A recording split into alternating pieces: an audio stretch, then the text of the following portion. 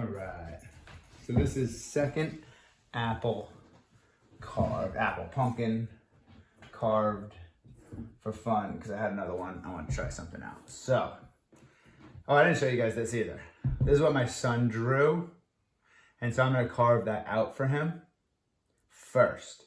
And then on the back side, I'm going to try to do like a portrait, one of those portrait pumpkin jack-o'-lanterns that we see every now and then.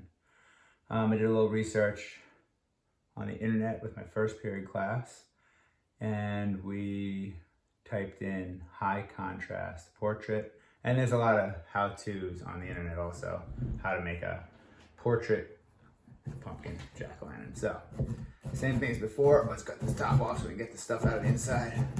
Oh, this pumpkin's a little tougher than the last one.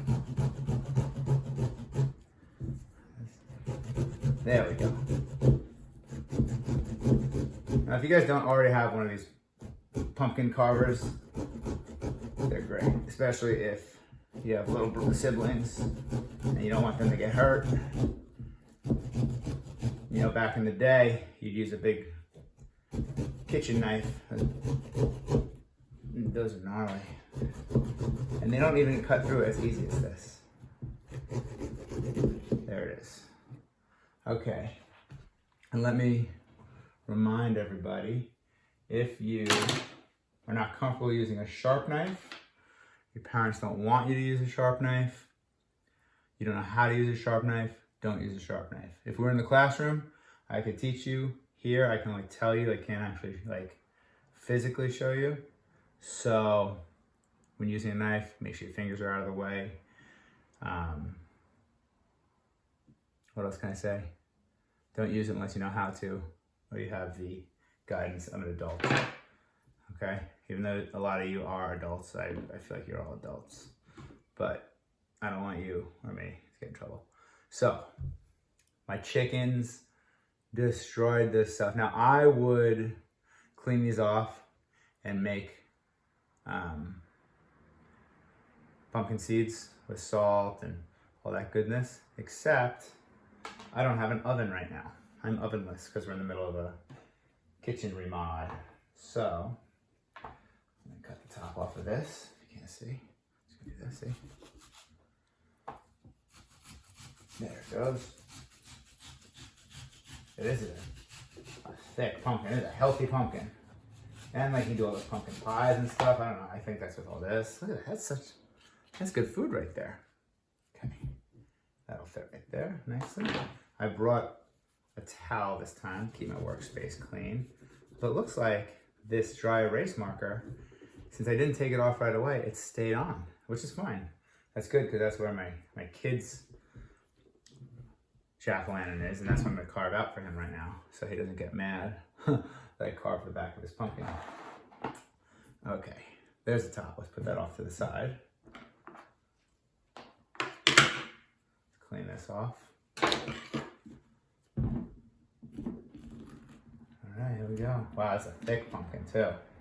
Holy smokes. You know, I used to not really like getting the guts out, but it's kind of fun. Just kind of get in there. It is a hard part. Maybe a sharper spoon would work better. I should have gotten like more of a serving spoon, made of metal. I have this plastic spoon. It's a little rough. It feels like it's bending a little bit, but I can get in there still. And my chickens will be happy.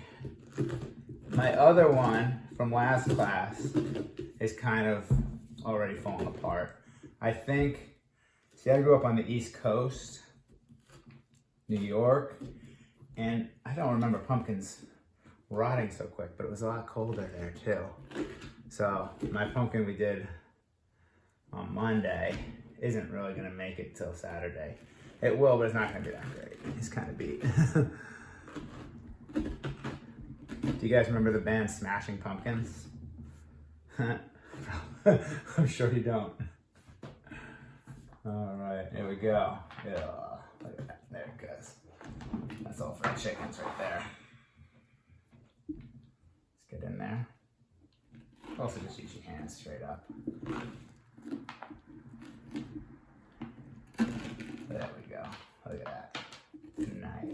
And you know, like, you're like, oh, it's gross. It does seem gross, but it's really not. It's just pumpkin. It's a little slimy and stuff, but it's not really physically that gross. I don't know. Whatever. There we go.